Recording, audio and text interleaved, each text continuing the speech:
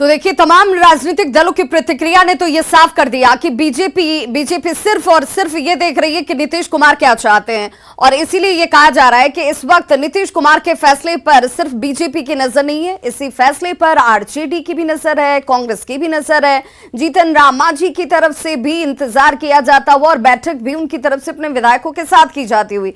बिहार की सियासत का यह खेल सचमुच बेहद दिलचस्प है। और हमारे सहयोगी रवि हमारे साथ इस वक्त सीधे जुड़े हुए हैं। रवि, चूंकि जब भी बात होती है बिहार की तो कहते हैं कि बिहार में बिसात की चाल जो चली जाती है वो हर एक राजनीतिक दल की तरफ से हमेशा ये कोशिश की जाती है कि वो सामने वाले को मात दे दे। बिहार में इस वक्त बीजेपी जो है वो क्या इस स्टैंड पर काम कर रही है कि अगर गठबंधन बचता है तो ठीक, अगर टूटता है तो ठीकरा जो है वो नीतीश कुमार के सिर फोड़ा जाएगा, कि साथ यही नहीं दे पाए, जो दल बदलू का ठप्पा उनके ऊपर लगा हुआ है, कहीं ना कहीं वो पलट जाते हैं बार बार, ये ठप्पा उनके ऊपर लगा हुआ है, एक बार फिर से वही लगाने की कोशिश बीजेपी करेगी।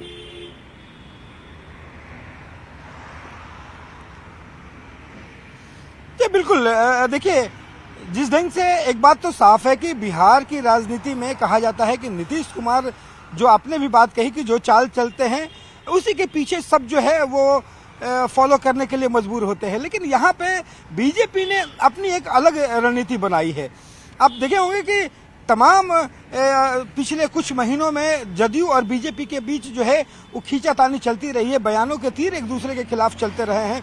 कई ऐसे मुद्दे आए जहां पे बीजेपी या जदयू के जो विधायक और जो नेता हैं, प्रवक्ता, वो एक दूसरे के खिलाफ बोलना शुरू किया है। लेकिन इस पूरे मामले में बीजेपी के जो सर्वोच्च नेतृत्व है, जेपी नड्डा पहुंचे हों या धर्मेंद्र प्रधान पहुंचे हों या फिर अमित शाह पहुंचे हों, उन्होंने एक सुर में एक बात जरूर कही है कि 2024 ही नहीं बल्कि 2025 का भी चुनाव नीतीश कुमार की अगुवाई में साथ में लड़ेंगे। ऐसे में अगर नीतीश कुमार कहीं जाते हैं तो बीजेपी पूरी तरह से यह कहने के लिए स्वतंत्र होगी कि हमने देखिए पहले ही वादा किया था, बार बार हम लोगों ने वादा किया कि 2025 तक कोई दिक्कत नहीं है।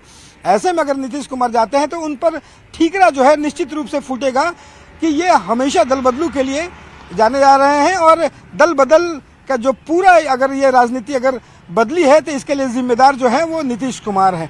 बिल्कुल, अमित हमारे सहयोगी हमारे साथ जुटे हुए हैं।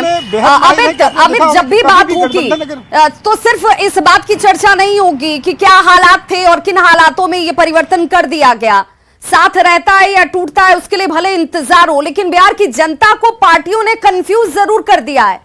तमाम रिएक्शंस, तमाम प्रतिक्रियाएं इस बात की ओर जोर दे रही हैं कि किसी को बिहार की जनता की समस्या से मतलब नहीं है, सिर्फ अपनी सियासी गोटी फिट कैसे हो जाए ये तय करने में लगे हुए हैं। एक रिएक्शन ले लेते हैं इस वक्त, मनोज झा क्या करें जरा सुन लेते हैं।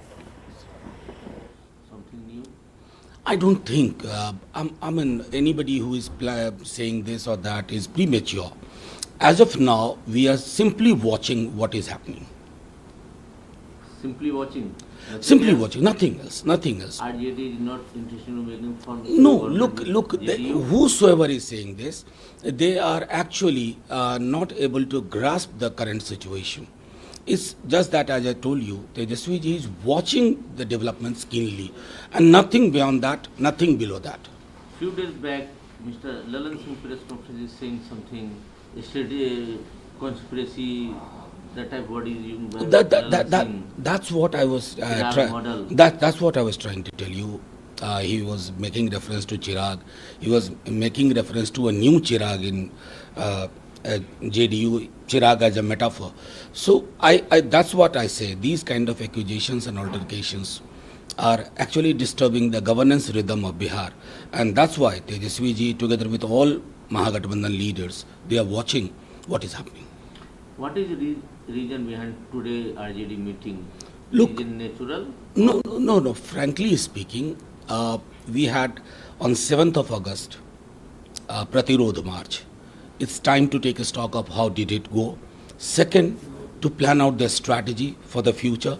And third, if there is disturbed water around you, what do? You just keep watching? No. You take stock of the situation. This meeting is simply on those three parameters which I just listed.